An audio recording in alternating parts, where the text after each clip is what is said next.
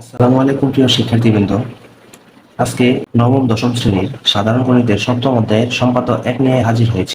সম্পাদ্য 1-এ বলা হয়েছে ত্রিভুজের ভূমি সংলগ্ন একটি কোণ x এবং অপর দুই বাহুর সমষ্টি s দেওয়া আছে, ত্রিভুজটি আঁকো।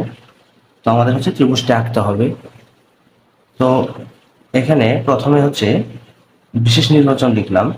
মনে করি ত্রিভুজের ভূমি a, যেহেতু এখানে ভূমি কোনো নির্দিষ্টভাবে দেওয়া নেই, সেই ক্ষেত্রে আমি এ ধরে নিলাম 5 সেন্টিমিটার।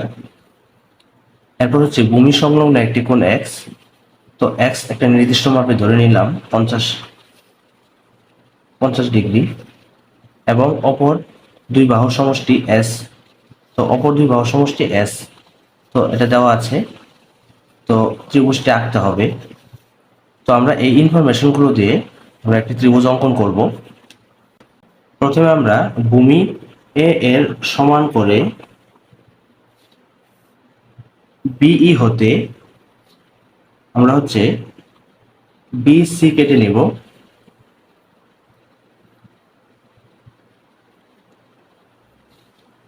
এরপর এই বিসি রেখাংশের বি বিন্দুকে কেন্দ্র করে কোণ এক্স এর সমান করে একটি কোণ আঁকতে হবে। তো এই কোণটির নাম হবে সিবিএফ। তো আমরা এই কোণটি অঙ্কন করব।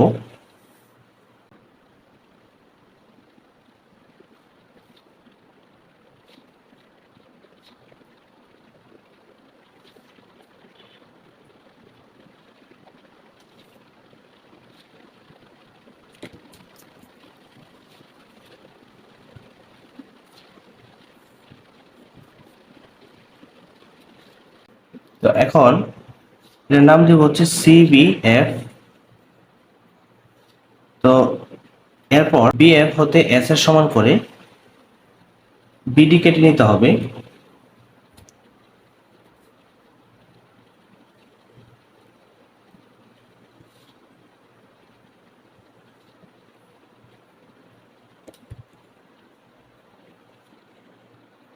বিডি কেটে নিলাম। এরপর সি এবং ডি যোগ করে দিব।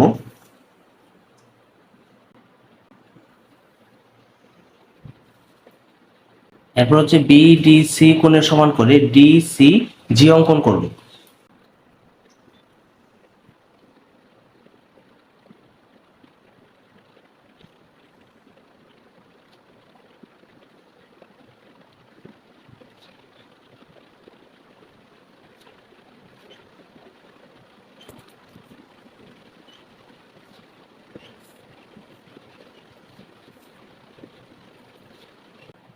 তো এখানে বিডিসি এই কোণের সমান করে আমরা ডিসি জি অঙ্কন করলাম। তো এই সিজি রেখাংশ এই বিডি কে এ বিন্দুতে ছেদ করে, তাহলে এই বিন্দুটার নাম এ বিন্দু। তো এখানে এ বি সি একটি ত্রিভুজ উৎপন্ন হলো। তো এই এ বি সি ত্রিভুজটি আমাদের নির্ণেয় ত্রিভুজ।